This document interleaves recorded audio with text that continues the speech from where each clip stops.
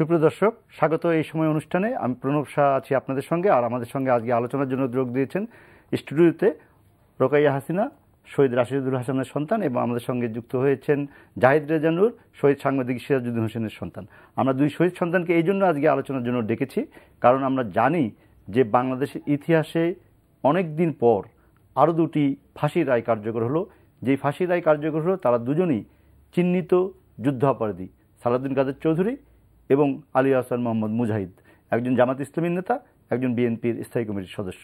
আমরা দুজনের সাথে কথা বলে এই বিষয়টি নিয়ে শুধু প্রতিক্রিয়া মাত্র নয়, আমি দুজনের প্রতি আহ্বান জানাবো যে আমরা একটু জানতে চাইব আপনাদের প্রতিক্রিয়ার সঙ্গে এটি যে বাংলাদেশ এখন কিভাবে এগুবে। আমাদের যে বহুদিনের লালিত স্বপ্ন যে বাংলার মাটিতে যুদ্ধাপরাধীর বিচার হবে, সেটি শুরু হয়েছে, কার্যকরও শুরু হয়েছে। এর আগে দুজনের ফাঁসি হয়েছিল, কাদের মোল্লা এবং কামারুজ্জামান। তারপরে আরও দুটি ফাঁসি রায় কার্যকর হলো। আমি জাহিদ রেজা নূরের মাধ্যমে শুরু করতে চাই যে আপনি এর প্রতিক্রিয়াতে কি বলবেন, একই সঙ্গে আমরা কিভাবে এগুবো এই ধারাবাহিকতার মধ্য দিয়ে। ধন্যবাদ। যেদিন এ দুজনের ফাঁসির রায় কার্যকর হলো তার দু একদিন আগে থেকেই তো ভীষণ রকম একটা অস্থিতিশীল বা অস্থির সময় পার হচ্ছিল। তো যখন আমরা মোটামুটি বুঝতে পারলাম যে আজ রায় কার্যকর হবে শনিবার রাতে, জি, তখন আসলে নিজেই ভেবেছি যে আসলে মানে আমার প্রতিক্রিয়াটা কি। আমার মধ্যে কোনো ধরনের উচ্ছ্বাস জাগেনি, আমার মধ্যে কোনো রকম উৎসবের আমেজ আমি অনুভব করিনি। আমার যেটা মনে হয়েছে সেটা হচ্ছে যে বহুদিন পর হলেও, ৪৪ বছর পর হলেও সেই ঘটনাটা ঘটতে যাচ্ছে যা ঘটা উচিত ছিল আমাদের মুক্তিযুদ্ধের পরের সময়টিতে। কেন? কারণ আপনি একটু আগেই বললেন যে সেরকম দুজন মানুষের শাস্তি হলো, তাদের রায় কার্যকর হচ্ছে, যারা ১৯৭১ সালে সবচাইতে জঘন্য যে অপরাধগুলো ছিল সেগুলো করেছে, এবং এই অপরাধের জন্য সবচেয়ে সর্বোচ্চ যে শাস্তি সেটাই ছিল কাঙ্ক্ষিত, প্রাপ্য, তাদের প্রাপ্য ছিল সেটাই। সুতরাং এটা নিয়ে আমার মধ্যে কোনো ধরনের আবেগ কাজ করেনি। যেটা ঘটেছে শুধু আফসোস আছে এক জায়গায়, সেটা হচ্ছে যে আমার মা ২০১২ সালে মারা গেছেন, আর এই ফাঁসি কার্যকর হওয়া শুরু হয়েছে ২০১৩ সাল থেকে। কাদের মোল্লার ফাঁসির মাধ্যমে শুরু হয়েছিল। আমি খুব সন্তুষ্ট হতাম বা আমার মন তৃপ্ত হতো এরকম হলে যে যার স্বামীকে হত্যা করেছিল এই পাকিস্তানিরা এবং আলবদর রাজাকারেরা, এবং এরকম ৩০ লাখ মানুষকে হত্যা করেছিল, তাদেরই সর্বোচ্চ ধরনের যে প্রতিনিধিরা আছে তাদের শাস্তি হচ্ছে, এটা যদি তিনি দেখে যেতে পারতেন আমি খুশি হতাম। আমি রোকাইয়া হাসিনাকে বলবো যে আপনি কিভাবে দেখেন বা আপনার মা কিভাবে দেখে জিনিসটি। ধন্যবাদ।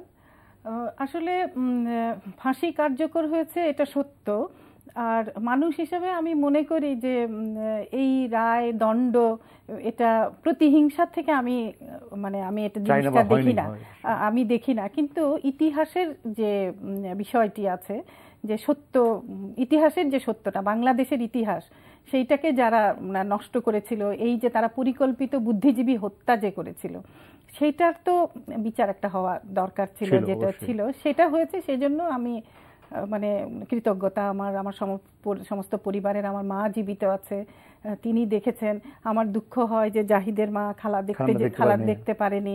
আমাদের মাদের আসলে কষ্টটা এটা ভাষায় বর্ণনা করা যায় না। মুক্তিযুদ্ধের পরের যে সংগ্রামটা, এবং তারা প্রতিনিয়ত তারা ভেবেছে যে এই যে অন্যায়গুলি হয়েছে সেটার বিচার কখন করবে, তারা কিন্তু বসে থেকেছে। হ্যাঁ, সেটাই তো এই সময়ে এটা হয়েছে।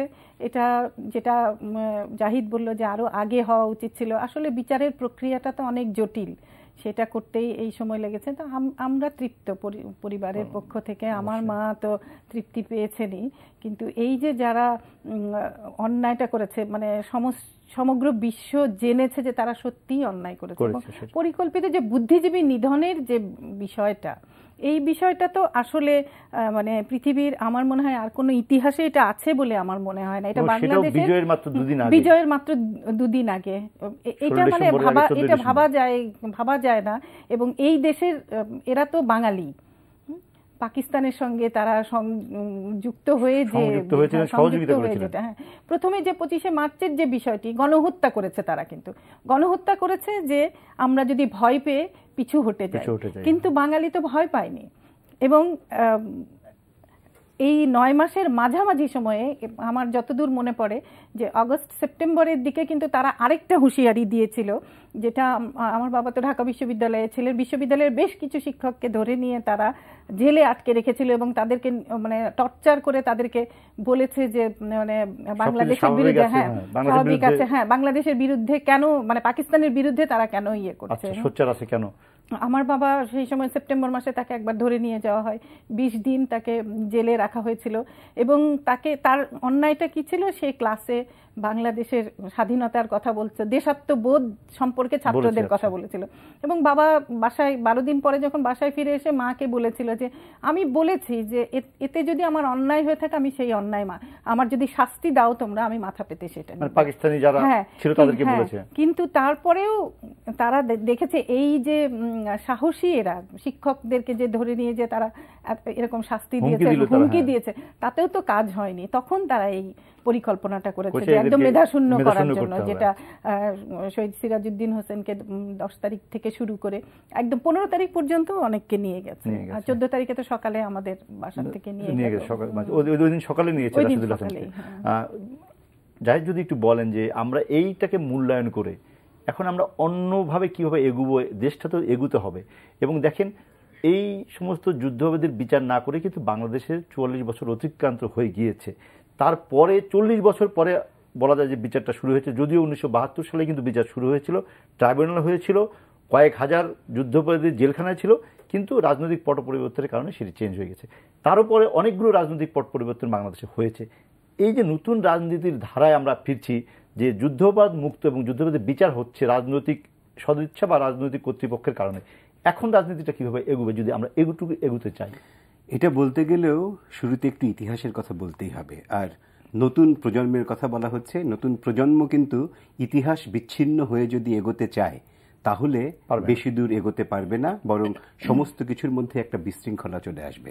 1971-এর পরে যে সালটি সবচাইতে বেশি মর্মস্পর্শী সেটা কিন্তু 1975 সাল। এবং সেই 75 সালেই যখন বঙ্গবন্ধুকে হত্যা করা হলো এবং মুশতাকের পথ ধরে জিয়াউর রহমান ক্ষমতায় এলেন, যখন তিনি সিএমএলএ ছিলেন 75 সালেরই শেষ দিনটিতে সম্ভবত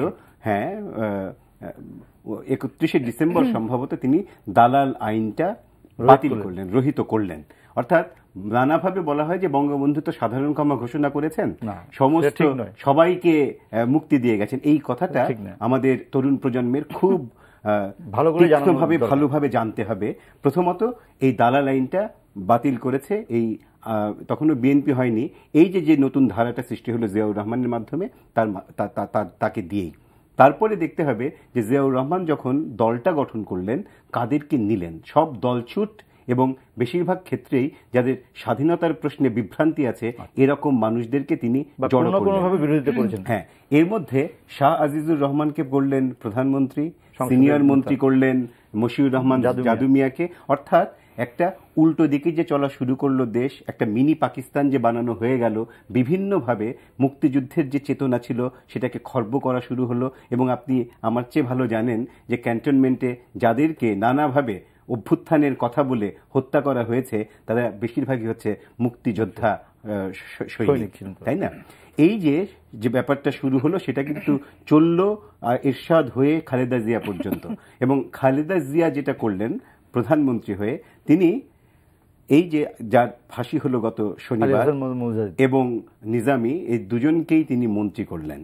এটা নেলিয়াপার সাথে বা প্রজন্ম 71-এর যাদের সাথে আমাদের কখনো কথা হয়েছে, আমি সবার মধ্যে এই বিষয়টা এলেই আমি যে অনুভূতি দেখেছি সেটা চোখেই ফুটে উঠেছে সবচেয়ে বেশি। মানে এই একটা আর্তনাদ যে ভেতর থেকে বেরিয়ে আসে সেটা কিন্তু আমরা সবাই অনুভব করেছি। তো এই যারা বাংলাদেশ চায়নি, যারা যুদ্ধকে, এই বাংলাদেশের যুদ্ধটাকে ওইভাবে স্বীকারই করেনি, তারা ভেবেছে এটা বিচ্ছিন্নতাবাদী আন্দোলন, এবং যারা ক্ষমাও চায়নি, এই যে ওই সময় যে এত শত শত হাজার হাজার এবং লাখ 30 লাখ মানুষকে হত্যা করা হয়েছে, এই জন্য দায় তো নেয়নি, বরং তারা ভাব দেখিয়েছে যে তারা ঠিক কাজটাই করছে। হ্যাঁ, করেছে, সে সময় ক্ষমা চাওয়ার প্রশ্নই আসে না। এবং আপনি জানেন যে সালাউদ্দিন কাদের চৌধুরী এবং আলী হাসান মুজাহিদ দুজনেই এই যুদ্ধাপরাধ দিয়ে যেসব কটূক্তি করেছেন, দম্ভক্তি করেছেন, সেসব আমরা যারা স্বজন হারিয়েছি তাদের কেমন লেগেছে। একটু আগে নীলি আপা বললেন যে আমরা কিন্তু কোন রকম প্রতিক্রিয়া থেকে কিংবা প্রতিহিংসা থেকে তাদেরকে দেখিনি, প্রতিহিংসার বিচারে তাদেরকে মূল্যায়ন করিনি। আমরা যেটা চেয়েছিলাম যে আমাদের স্বজনরা যে হারিয়ে গেলেন তারা যেন ঠিক জায়গায় ঠিক শ্রদ্ধাটা পান এবং সারা দেশের কাছ থেকে, কারণ সেটা আমি আবার বলছি 30 লাখ মানুষের কথা বলছি, আমি শুধুমাত্র আমার বা নীলিয়াপার বাবার কথা বলছি না। এই 30 লাখ মানুষের মানে প্রত্যেকটা পরিবারই তো যে সংগ্রামে লিপ্ত হতে হয়েছে তাদেরকে, এ ছিল অবর্ণনীয়। তখন এই ইতিহাসটা যদি মনে রেখে আমাদের তরুণ প্রজন্ম এগিয়ে যায়, এবং এই এগিয়ে যাওয়ার মধ্যে এই সময় যে ফেনোমেননগুলো কাজ করছে তার একটা খুব বড় ব্যাপার হচ্ছে অসহিষ্ণুতা। আমরা এমন এক পর্যায়ে এসে পৌঁছেছি যখন স্বাভাবিকভাবে আমরা একে অন্যের সঙ্গে কথা বলতে পারছি না। কেউ যদি কোনো একটা মত প্রকাশ করেন, তার ভিন্ন মত প্রকাশ করলেই সেটার জন্য যেন মৃত্যুই একমাত্র পথ হয়ে যাচ্ছে। এটা কেন হবে? উদাহরণ দেখছি, হ্যাঁ, উদাহরণ কিন্তু দেখছি। মানে এটা কেন হবে এরকম একটা দেশে? আমাদের দেশটা তো ভীষণ রকম বড় একটা যুদ্ধের মধ্যে দিয়ে এসেছে, এবং সেই যুদ্ধের একটা বড় কথা ছিল পরমত সহিষ্ণুতা, তাই না? গণতন্ত্র এবং অসাম্প্রদায়িকতা, ধর্মনিরপেক্ষতা। তো সেই জায়গা থেকে সেই দেশে কিভাবে এটা সম্ভব? তাই আমি মনে করি যে এই সামনের পথে যদি এগোতে হয় তাহলে আমাদের সর্বপ্রথমে অন্য মতের প্রতি সম্মান রাখাটা শিখতে হবে। আমরা যে কোনো কারণেই হোক একে অন্যকে অগ্রাহ্য করে এবং সেটাকে নিকেশ করে দেওয়ার মতো অবস্থানে যেন না পৌঁছায়। ভাষাটা এমন হবে না কাউকে আঘাত করা, হ্যাঁ, আঘাত করাটা, হ্যাঁ, কোনো দিক থেকেই। এবং অনেক সময় দেখেছি যে মানে যার যার ধর্ম তাকে পালন করাই তো উচিত। আমার বাবা 5 ওয়াক্ত নামাজ পড়তেন, আমার মা যতদিন বেঁচেছেন, যতদিন কর্মক্ষম ছিলেন তিনি নামাজ পড়ে গেছেন। আমার বাবা যে বই লিখেছেন মহিয়সী নারী, যে বইয়ে সেখানে মুসলিম নারী জাগরণের জন্য যারা বড় বড় মহিয়সী নারী আছেন তাদের কথা লিখেছেন। হ্যাঁ, অর্থাৎ প্রগতির দিকে এগিয়ে নিয়ে যাওয়ার জন্য যা করতে হবে সেই কাজগুলোই তো করেছেন। কেন তিনি ভিকটিম হলেন, শিকার হলেন এদের? কেন? কারণ একটা মিনিট বলি, সেটা হচ্ছে যে বাঙালির সম্মান, আত্মসম্মান, এগুলোকে সবার আগে অগ্রাধিকার দিয়েছেন, এ কারণেই হত্যাকাণ্ড করেছে। আপনিও সেরকম বলছেন যে প্রতিহিংসার কারণে আমরা এই বিচার চাই না, কিন্তু মানুষ হিসেবে মানবতা বিরোধী অপরাধ করেছে, যুদ্ধের বাইরেও তারা একটু অপরাধ করেছে। রাশেদুল হাসান, সিরাজউদ্দিন হোসেন এবং আরো যারা আছেন, শহীদুল্লাহ কায়সার, আরো যারা আছেন, তারা তো কেউ যুদ্ধের ময়দানে ছিলেন না। তাদের হাতে তো গুলি, পিস্তল, রাইফেল ছিল না, বা তাদের হাতে তো তলোয়ারও ছিল না, কিন্তু তাদেরকে নিহত করা হয়েছে কেন? নিশ্চয়ই আদর্শের বিষয়, যেটি বললেন যে বাঙালি যে আদর্শ, আমাদের যে স্বাধীনতার কথা বলেছি আমরা, কেন বৈষম্যের শিকার হয়েছি আমরা। আপনি বলছিলেন যে প্রতিহিংসার শিকার হতে চাই না, করতে চাই না আমরাকে, তাহলে আমরা কিভাবে এগোবো? প্রতিহিংসা তো আমরা চাই না, তাহলে সমাজটা তো এই যুদ্ধাবধি মুক্ত হয়ে মুক্তিযুদ্ধের চেতনায় এগোতে হবে। সেখানে আপনি কি চাইবেন যে কিভাবে আমরা এগোবো? এখন আসলে আমরা বাঙালি জাতির কিন্তু একটা বৈশিষ্ট্য আছে, আমরা খুব সহিষ্ণু, মানে যে কোনো জিনিসে আমরা সহজে মেনে নেই, অনেক সময় ভুলে যাই। এই সহজ সরল আমাদের যে জীবনযাত্রা স্বাভাবিক, আমাদের এই যে গ্রাম অঞ্চলের যে সাধারণ মানুষ, তাদের চাওয়া পাওয়া কিন্তু খুব সাধারণ। হ্যাঁ, আমরা কিন্তু অত ভেবে চিন্তে কোনো কিছু করি না, কিন্তু এখন যেটা হচ্ছে যে সাধারণ জীবনযাপন, আমরা কথা বলি, সবার সাথে সবাইকে আমরা ভাই বোন মনে করি, এই যে আমাদের যে মেলবন্ধনটা, এই জায়গাটায় কোথায় যেন একটা মানে তীক্ষ্ণ একটা বোধহয় মানে এই বন্ধন ছিন্ন করার একটা ষড়যন্ত্র চলছে। আমার যেটা মনে হয় যে আমরা এই যে সংস্কৃতি, আমাদের যে চর্চার যে বিষয়টি, বাঙালি জাতীয়তাবাদের যে বিষয়টি, এটি মনে হয় যে ভেঙে ফেলার যে একটা সূক্ষ্ম পরিকল্পনা হচ্ছে, যে আমাদের হত্যাগুলো হচ্ছে, গুমগুলো হচ্ছে, সেইগুলো আমাদের পরিহার করতে হবে। এবং এইটা আমার রাষ্ট্রীয়ভাবে আমরা যদি এইগুলো আরও গভীরভাবে বিচার বিশ্লেষণ করি, আমার মনে হয় তাহলে আমাদের এগিয়ে যেতে আমরা যে বাঙালি হিসাবে পৃথিবীর বুকে বাঁচতে চাই, যে আদর্শ নিয়ে আমরা যুদ্ধ করেছি, সবাইকে নিয়ে চলছে, এবং যে আদর্শ নিয়ে আমরা যুদ্ধ করেছি। আমার বাবাও ওই আমাদের ছোটবেলায় ঘুম ভেঙেছে আমার বাবার কোরআন পাঠ শুনে, কিন্তু তারপরেই বাবাকে দেখেছি নামাজ পড়ে জায়নামাজটা ভাঁজ করছেন রবীন্দ্রনাথের গান গেয়ে। এই যে তার মধ্যে যে এই মানে মানবিক বোধগুলি, বিষয়গুলি এবং বাঙালি সংস্কৃতির যে বিকাশ, সেই জিনিসগুলো কিন্তু শেষ করে দেওয়ার জন্য যে পরিকল্পনাগুলো হয়েছিল, যার জন্য যে এই বুদ্ধিজীবী নিধন, 30 লক্ষ মানুষের যে মৃত্যু, সেইটা আমাদের সবসময় মাথায় রাখতে হবে। কি কারণে যুদ্ধবিদের বিচার কার্যকরের মধ্যে দিয়ে সেদিকে সমাজ আমার মনে হয় অবশ্যই অগ্রসর হবে, এবং আমাদের তরুণ সমাজ, আমার সন্তানেরা, তারা তাদের বন্ধু বান্ধবদেরকে সচেতন যদি করে যে না এই সত্য ইতিহাস। আরেকটা জিনিস যেটা জাহিদ আমার মনে হয় যে আমাদের যে মুক্তিযুদ্ধের যে ইতিহাসটা, সেটা আমাদের আরো পরিষ্কার হওয়া উচিত। আমরা যেটা, এবং রুট লেভেলে যেটা একেবারেই মানে তৃণমূল পর্যায়ে আমাদের ব্যর্থতা, যেটা আমি ব্যক্তিগতভাবে মনে করি, আমরা মুক্তিযুদ্ধের ইতিহাসটাকে তৃণমূলে নিয়ে যেতে পারিনি। এইটা আমাদের মনে হয় যে এটা এখন আমাদের একেবারে সময় এসে গেছে, দ্বার প্রান্তে। এখন আমাদের আর বসে থাকলে হবে না। আমাদের মুক্তিযুদ্ধের যে ছোট ছোট কাহিনী, ছোট ছোট ইতিহাস, এই যে আমরা শহীদের সন্তান, এই আমরা যদি যাই তৃণমূলে, তাহলে আমরা তো সাক্ষী, আমরা সাক্ষী, আমার জীবন তো সত্য, এটার মধ্যে তো কোনো মিথ্যা নাই। তখন এই দেশের মানুষের আসলে বোধোদয় হবে, এবং আমার মনে হয় এরকম একটা পরিকল্পনা হলে আমরা এগিয়ে নিয়ে যাব যে আদর্শের ভিত্তিতে দেশ তৈরি হয়েছিল সেইটার ভিত্তিতে। আমি খুব একটা ছোট্ট উদাহরণ দিয়ে, আমি খুব সম্প্রতি ইউএসএতে গিয়েছিলাম এবং একটা অনুষ্ঠানে আমি নিউ ইয়র্কে গান করেছি। তো আমি ওই অ্যানাউন্সের পরে মানে আমার গান গাইবার আগেই সবাই উঠে দাঁড়িয়ে মানে আমার বাবাকে শ্রদ্ধা জানালো, একজন শহীদ বুদ্ধিজীবীকে শ্রদ্ধা জানালো।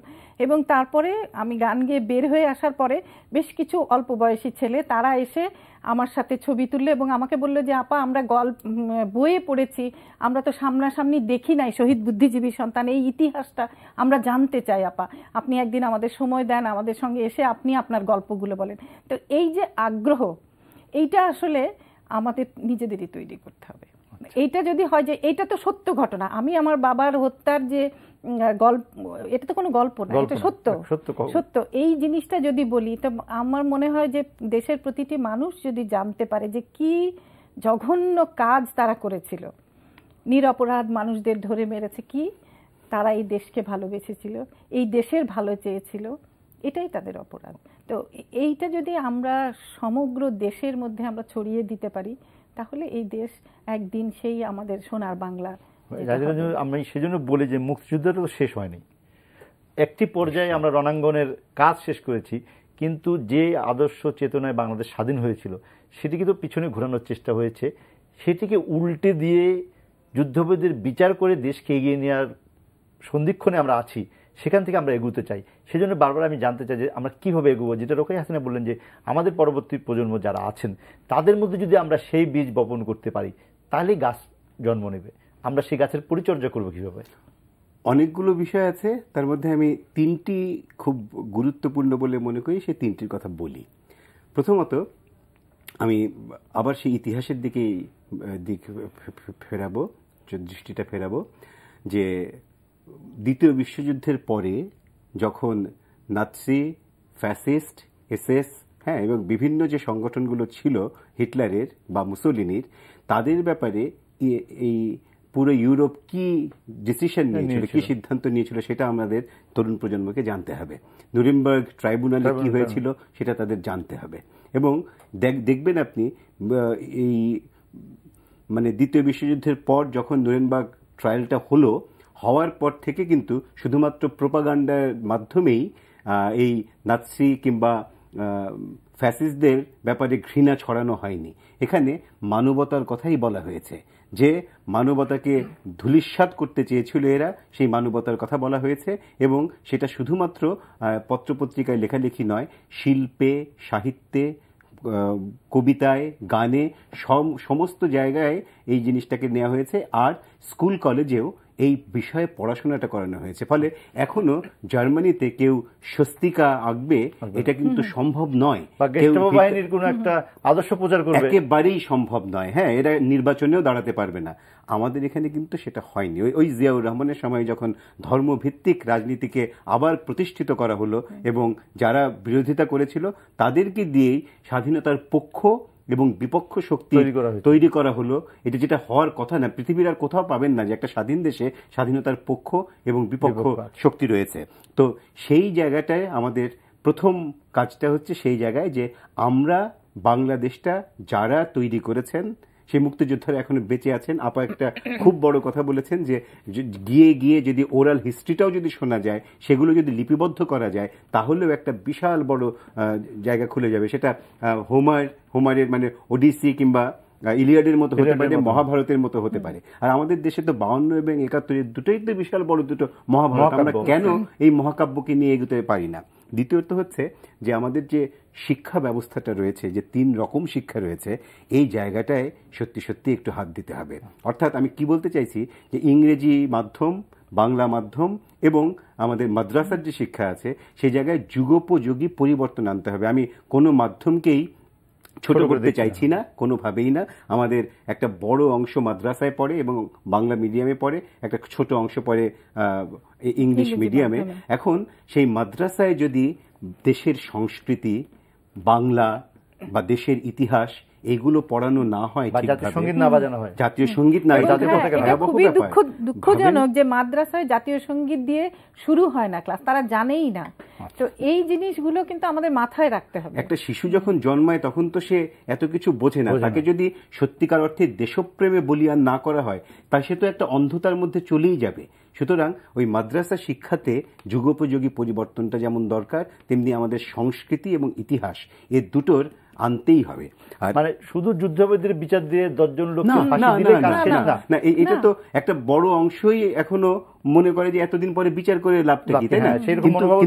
কিন্তু বিষয়টা তো এটা এমন একটা অপরাধ যেটা তামাদি হয় না। এই অপরাধের পাপ মোচন না করতে পারলে আমরা এগোতে পারবো না। এবং এই সঙ্গে এটাও বলতে চাই যে এরপরে মানে 71-এর পরেও যত রকম ভাবে ঘৃণিত অপরাধ ঘটেছে তার প্রত্যেকটারই বিচার হতে হবে। নিশ্চয়ই নিশ্চয়ই সেটা হতে হবে। আমরা কোনোভাবেই এগুলো যদি আড়াল করে রাখতে চাই, কোনোভাবেই আমরা এগোতে পারবো না। আর বাংলাদেশের 2 রাষ্ট্রপতি দেখবেন যে নিহত হয়েছেন। হ্যাঁ, বঙ্গবন্ধু, জিয়াউর রহমান দুজনই নিহত হয়েছেন। এই সমস্ত হত্যাকাণ্ডের বিচার আমরা বঙ্গবন্ধুটা দেখেছি, আমরা চাই যে অন্য হত্যাকাণ্ডগুলোরও বিচার নিশ্চয়ই নিশ্চয়ই সেটা হতে হবে। আর আমার তৃতীয় যে অবস্থান এই ব্যাপারে গুরুত্বপূর্ণ আমার মনে হয় সেটা হচ্ছে, নীলিয়াপা একটু বলার চেষ্টা করেছিলেন, সেটা হচ্ছে সাংস্কৃতিক বন্ধন। আমাদের ওই 48 সাল বা 52 সালের পর থেকে যেভাবে একটা রাজনীতি এবং সংস্কৃতি পরস্পর হাত ধরাধরি করে চলেছে, সেটা কিন্তু অনেকটা ব্যাহত হয়েছে। আপনি একটু খেয়াল করলেই দেখবেন, আগে পাড়ায় পাড়ায় ছিল পাঠাগার কিংবা সাংস্কৃতিক দল, এরা রবীন্দ্র নজরুল সুকান্ত জয়ন্তী পালন করত, কবিতা হতো, গান হতো। আপা অনেক ইয়েতেই অংশ নিয়েছেন, তাই না? আমরা কবিতা পড়তাম ছোটবেলায়, তাই তো? সেই জিনিসটা ভয়ানকভাবে কমে গেছে। দ্বিতীয় হচ্ছে পাঠাগার, তৃতীয় হচ্ছে জাদুঘরগুলো। স্কুল থেকে জাদুঘরগুলো দেখতে নিয়ে যাওয়া উচিত। আমরা মনে করি কেন জাদুঘর আবার কি, কত আগের কি ব্যাপার, ব্যাপারটা তা না। এটা যদি সেই শিক্ষক নিয়ে গিয়ে তাদেরকে বোঝাতে পারে। এখনো আপনি ভেবে দেখেন, যদি মুক্তিযুদ্ধ জাদুঘর কিংবা জাতীয় জাদুঘরে ওই করটিগুলি দেখানো দেখে, এই করটিগুলো হচ্ছে সেই 71 সালের সেই হতভাগ্য মানুষদের যারা কিচ্ছু চায়নি, তাদের স্বপ্ন ছিল ছোট্ট একটা স্বপ্ন, একটা স্বাধীন দেশে নিঃশ্বাস নেওয়ার, তাদেরকে এভাবে হত্যা করা হয়েছে। এই কথাগুলো যদি হ্যাঁ, সেটা যদি না হয় তাহলে হবে না। সুতরাং সাংস্কৃতিকভাবে আমাদেরকে ভীষণ রকম কাজ করে, আমি কাজের কথাটা বলছি যে আমরা এখন নানা রকম কনসার্টের কথা ভাবি, অনেক বড় বড় কাজ হয়, আমি জানি অনেক টাকা পয়সা খরচ হয়, কিন্তু একদম রুট লেভেলে শিকড় যেখানে আছে, যেখানে যাত্রা হতো সেখানে যাত্রাটা হতে হবে, পালাগান যেখানে হতে পালাগান হতে হবে, পুঁথি পড়া হতো সেই পুঁথি থাকতে হবে, আমাদের নাটককে আরো এগিয়ে যেতে হবে। তারপর চলচ্চিত্রে মুক্তিযুদ্ধ, এখন তো 40-44 বছরের একটা দূরত্বে আছি আমরা, এখন কিন্তু মুক্তিযুদ্ধটাকে অনেক নির্মোহ দৃষ্টিতে দেখা সম্ভব। সুতরাং সেই অবস্থান থেকে মানবিক করার চেষ্টা করতে হবে রাষ্ট্রটাকে, এটুকু আমি বলবো। আপনি নিজে সঙ্গীত করেন আমি জানি, তা সেই সঙ্গীত, সেই সংস্কৃতি যেটি আমাদের এই 44 বছর আমরা কাটিয়ে দিলাম, এখন দেশটা এগুনোর জন্য আমাদের পরবর্তী প্রজন্মকে স্বাধীন বাংলাদেশের পরে যুদ্ধমুক্ত বাংলাদেশের গড়ে তোলার ক্ষেত্রে এই সংস্কৃতির যেটা জাহিদ কিছুটা বলার চেষ্টা করলেন যে আমরা কোন দিকে কিভাবে করলে কোথাও কি বাধা পাই, কোথাও কি আমরা একটু পিছিয়ে থাকি এই ক্ষেত্রে, যে আমরা ঠিকভাবে চর্চাটা করতে পারছি না? আসলে এটা মানসিকতাটা, আমি যেটা বলছি মানসিকতাটা তৈরি করা খুবই জরুরি, যে আমি কি, আমি পৃথিবীর যেখানেই যাই না কেন আমার অবয়ব, আমি বাঙালি। এই বাঙালিত্বটা যদি মাথায় মানে শিশুদের থেকে শুরু করে ঢুকিয়ে দেওয়া যায়, হ্যাঁ, কারণ আমাদের বাঙালি সংস্কৃতি যে মানে যে বিষয়টা, যে মানে গোড়া থেকে যে সংস্কৃতি, এটা কিন্তু অনেক মানে কি বলবো, অনেক রিচ একটা আমাদের সংস্কৃতি। আমাদের ছেলে মেয়েদের আজকাল দেখি যে ওই বিদেশি গান তাদের হঠাৎ করেই খুব ভালো লাগে, কিন্তু সেই ভালো লাগাটা মানে খুব ক্ষণিকের ভালো লাগা। কিন্তু আমাদের যে সংস্কৃতির যে রুট আমরা যেটা বলি, রবীন্দ্রনাথ, নজরুল, লালন কিংবা আমাদের যে মাটির গান, সেটা যে কত মানে হৃদয়গ্রাহী, সেইটা আসলে আমাদের এখানে বাবা মায়ের দায়িত্বটা অনেক বেশি। কারণ সন্তানদেরকে বুঝাতে হবে যে আমি বাঙালি, আমি একটা ময়ূর পুচ্ছ পড়লেই আমি ময়ূর হয়ে যাব না, আমার বাঙালি, আমি পৃথিবীর যেখানে যাই আমি বাঙালি। আমার সংস্কৃতিকে যদি আমি নিজে না জানি, আমি না তুলি, বিদেশি সংস্কৃতি যে নেব না তা না, বিদেশি সংস্কৃতি অবশ্যই নেব। রবীন্দ্রনাথের গানও আমাদের বিদেশি সুরে আছে, কিন্তু আমি আমার অবয়বটা আমি বদলাতে পারবো না। আমি আমার বাঙালিত্ব, বাঙালি সংস্কৃতি নিয়ে যদি পৃথিবীর দ্বারে আমি নিজে পৌঁছাতে পারি, সেটা মনে হয় আমার জন্য অনেক গর্বের হবে। তো সেই জিনিসটা আমার মনে হয় আপনার বাবা যা চেয়েছিলেন, যে জন্য উনি যুদ্ধের ময়দানে না গিয়েও যুদ্ধের পক্ষে বলেছেন, এমনকি পাকিস্তানিরা যখন তাকে ধরে নিয়ে গিয়েছিল তখনও আপনিও সেই চেতনা লালন করেন। আপনি চান যে পরবর্তী প্রজন্ম সেই চেতনা এগুক। আমি যেটা মনে করি, আমার বাবা আমি যখন গান শিখতে শুরু করি পাকিস্তান আমল, সেই সময় কিন্তু রবীন্দ্রনাথের গান গাওয়া জাতীয় রাষ্ট্রীয় পর্যায়ে নিষিদ্ধ ছিল, কিন্তু আমার বাবা সে কিন্তু আমাকে রবীন্দ্রনাথের গানই শিখিয়েছেন। আমি ছোটবেলায় বুঝি নাই রবীন্দ্রনাথের গান, বাবার পছন্দ, আমি গান শিখেছি, কিন্তু তার মধ্যে যে চেতনাটা ছিল, এই যে রবীন্দ্রনাথের গান, নজরুলের গান, এগুলি আমাদের শিকড়, এটা আমাদের জানতে হবে। তিনি তো অন্য কিছু শিখাতে পারতেন না, কিন্তু রবীন্দ্রনাথের গান তিনি কত সাহস নিয়ে সেটা শিখিয়েছিলেন। সেই রকম আমি বলি যে প্রত্যেক ঘরে ঘরে যদি আমরা বাবা মারা নিজেরা বাঙালি হয়ে বেড়ে উঠতে পারি। আজকাল আমি একটু মানে অন্যদিকে বলছি যে আমরা পোশাক আশাকেও দেখি আমরা বাঙালির থেকে অনেক দূরে, আমরা অনেক দূরে চলে গিয়েছি, যে আমাদের মেয়েদের পোশাক বদলে গেছে। কেন এই জিনিসটা হচ্ছে, কিসের প্রভাবে? এটা আসলে পারিবারিক দিক থেকে আমরা যদি মনে করি, আমরা তো দেশটা চেয়েছিলাম বাংলাদেশ, বাঙালি, আমি বাঙালি হয়ে বেঁচে থাকবো। সেই বাঙালিত্বটা যদি আমাদের মধ্যে না থাকে, আমরা এই দায়িত্বটা আমাদের এখন আমি বা আমার সন্তানদের মধ্যেও যদি আমি বীজটা না ঢুকিয়ে দিতে পারি, তাহলে তো আমার অস্তিত্বই বিলীন হয়ে যাবে। আমি জাহিদের ফিরবো যে আমরা পরবর্তী প্রজন্মের কথা বলছি। জাহিদ নিশ্চয়ই আপনি লক্ষ্য করেছেন, যখন এই দুটি ফাঁসি কার্যকর হয়, যাদের ফাঁসি কার্যকর হয়েছিল, যারা 40 বছর আগে মানবতাবিরোধী অপরাধ করেছিলেন, তাদের বিচার করে যখন ফাঁসি কার্যকর হচ্ছে, রায় কার্যকর হচ্ছে, তখন তাদের উত্তরসূরি, তাদের পরবর্তী প্রজন্ম কি কথাবার্তা বলছে, আপনি সেটিকে কিভাবে দেখবেন? আপনিও সেই পরবর্তী প্রজন্মের মানুষ। এটা খুবই দুঃখজনক, আর তার চাইতে দুঃখজনক হচ্ছে মিডিয়া যেভাবে এটাকে প্রচার করেছে, বিশেষ করে ইলেকট্রনিক মিডিয়া এবং কোনো কোনো ক্ষেত্রে পত্রিকাও। হ্যাঁ, তো যখন আপনি সালাউদ্দিন কাদের চৌধুরী, আমি তার পরিবারের মানুষদের জনের প্রতি কোনো ধরনের বিদ্বেষ থেকে বলছি না, তাদের এই পরিবারের যে শিক্ষা তারা পেয়েছে সেই শিক্ষারই হয়তো বা এটা বহিঃপ্রকাশ, কিন্তু তারা যেভাবে যে ঔদ্ধত্য নিয়ে যে কথাগুলো বলছিলেন, তারা কি সত্যি জানেন না যে তাদের পিতা কি করেছিলেন ৭১-এ? কেউ কি তাদের বলেনি? যদি জেনে থাকেন এবং জেনেও যদি তারা এভাবে আচরণ করেন, তাহলে এর চাইতে দুঃখের কিছু হয় না। আমরা ১৯৭১ সালে আমাদের স্বজন হারিয়েছি, সেই দুঃখ, সেই কষ্ট বোধটা নিয়েই আমাদের এই পুরো কাটাতে হয়েছে। এবং যখন এই কথাটা বলাটা খুবই জরুরি যে বুদ্ধিজীবী হত্যাকাণ্ডের ব্যাপারে কিন্তু এটা প্রথম রায়, এই যদি আলী আহসান মুজাহিদের কথা বলা হয়, এবং সুনির্দিষ্টভাবে 14 ডিসেম্বরের যে হত্যাকাণ্ড, একদম তাই, মানে 10 তারিখ থেকে যে 16 তারিখে তো আবুল কালাম আজাদকে ধরে নিয়ে যাওয়া হয়েছে, গণিত বিভাগের শিক্ষক। তো সেই সময়টা যেভাবে কেটেছে সেটা তো আমাদের মনে রাখা উচিত। শুধু আমাদের কেন, যারা এর বিরোধিতা করেছে তারাও তো জানার পরেও এই স্বাধীন দেশে বসে যদি তারা বলে যে এরা এই পাপ করেনি, আপনি শুধু সালাউদ্দিন কাদের চৌধুরীর এই সার্টিফিকেট জালিয়াতির কথাটাই দেখেন। জীবনের শেষ প্রান্তে এসে সে যে দম্ভক্তিগুলো করছিল তার কিছু হবে না, হয়তোবা এটার উপরই সে শেষ স্টেকটা রেখেছিল যে তিনি তখন এখানে ছিলেন না, ছিলেন পাকিস্তানে। অথচ সেই মার্চে, সেই এপ্রিলে, সেই মেতেও তিনি এখানে, এবং আরো পরে তিনি একইভাবে হত্যাকাণ্ড ঘটিয়েই গেছেন। আমরা এখন সালাউদ্দিন কাদের চৌধুরীর ছেলের কথা শুনবো নাকি নতুন চন্দ্র সিংহর ছেলের কথা শুনবো? 69 পাড়ার সেই সমস্ত 69 পাড়া বিধবাদের কথা শুনবো এখন? বলেন, এখন সেরকম একটা জায়গায় আমি শুধু বলবো যে মানবিকতার উদয় হোক মনে, নিজেকে চিনতে শিখুক এই মানুষেরা, এবং যে পাপটা করেছে তারা নিজেরাও যদি এখন একটু ক্ষমা চান তার বাবার জন্য, সেটাই বরং ভালো হতো। তা না করে তারা উনি রাষ্ট্রের কাছে ক্ষমা চেয়েছেন কি চাননি রাষ্ট্রপতির কাছে, সেটা নিয়ে একটা রাজনীতি বিচার করার কথা বলছেন। হ্যাঁ, যে এই বিচার অবিচার হয়েছে, এটার বিচার হবে, এর চেয়ে দুঃখজনক আর কিছু হতে পারে না। আমার যেটা ব্যক্তিগতভাবে মনে হয় যে আসলে সুপিতার সুসন্তানই হবে। হ্যাঁ, আমার যেটা মনে হয় যে তার বাবা যেই আদর্শ ধারণ করে হয়েছে তার ছেলে সেরকমই হয়েছে। জাহিদ একটা কোনো খারাপ কাজের সাথে যুক্ত হতে পারে না, পারবেও না। তাকে যদি আশেপাশে বলেও দেওয়া হয় সে পারবে না, কারণ আমাদের বাবার আদর্শ তো আমাদের মাথার উপরে আছে। আমি তো কোনো খারাপ কাজের সাথে যুক্ত হতে পারবো না, কিংবা খারাপ কথা আমি বলতেও পারবো না। আমার বাবার হত্যাকারীর ফাঁসি হয়েছে, আমি তো বলতে পারছি না আমি মহা উল্লসিত। আমি বলতে পারছি না কেন? কারণ আমার মধ্যে মনে হচ্ছে যে একজনের মৃত্যুকে কেন আমি এটা প্রতিহিংসার মতো নিব? সেই তো ভিতরে তো সেই জিনিসটা নেই আমাদের। তো সেইটাই তাদের কাছ থেকে সেটাই কাম্য। কিন্তু ও যেটা বললো যে ওদের কোনো, এই যে তারা একটা আয়োজন করে যে তারা বলতে চাচ্ছে, আমার মনে হয় রাষ্ট্রীয়ভাবে তাদেরকে বর্জন করা উচিত। সেটা কখনোই কোথাও প্রকাশ করা উচিত না। কারণ মানুষ তো যে মুক্তিযুদ্ধ দেখেনি, তা আমরা মুক্তিযোদ্ধারা তাদের কাছে যায়নি। সাধারণ মানুষের কথা বলছি।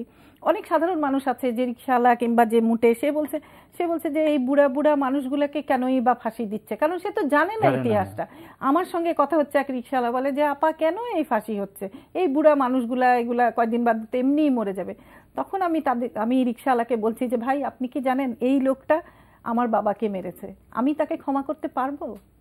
তখন আপা না তো জানি না। তো এই যে এটা আমাদের ব্যর্থতা। তা আমি যেটা বলি যে মিডিয়া কিংবা সরকার থেকে কোনোভাবেই তাদেরকে কোনো সুযোগ দেওয়া উচিত না যে এইটা প্রকাশ করার। তারা তো ক্ষমা চাইবে না, কারণ তাদের ওই জন্ম থেকে তারা ওই শিক্ষাটা পায়নি। মানে আমি একটু যোগ করি, যে সময়টাতে দেখানো হচ্ছিল যে সালাউদ্দিন কাদের চৌধুরীর পরিবার বেরিয়ে আসছে কিংবা আলী হাসান মুজাহিদের পরিবার বেরিয়ে আসছে, তখনই কিন্তু পাশাপাশি 1971 সালের যে লাশগুলো পড়ে আছে সেই ভিডিও দেখানো যেতে পারতো।